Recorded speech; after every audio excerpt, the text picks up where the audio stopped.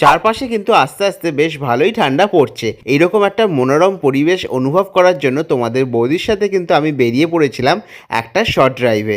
আর ফেরার পথে হঠাৎই আমাদের ইচ্ছা হলো একটু মিয়ামোরে ঢু মারলে কেমন হয়। সেই মতোই কিন্তু জিটি রোডের ধারে একটা মিয়ামোরের দোকানে ঢুকে পড়লাম।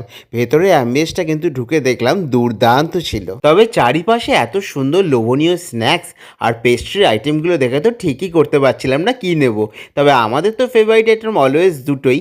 তবে এবারে কিন্তু একটুখানি স্বাদ বদলের পালা, কারণ চিকেন 65 না নিয়ে এইবারে কিন্তু আমি নিয়ে নিয়েছিলাম চাঙ্কি চিকেন বার্গার, যেটা কিন্তু মিয়ামোরে কিন্তু অসাধারণ করে বলতে পারো। ভেতরে চিকেনের কিউবগুলো দেখো কত বড়, তাই না? প্রথম বাইটটা যখন দিলাম একটা বেশ ওয়াও ওয়াও একটা কিন্তু ফিলিং হলো।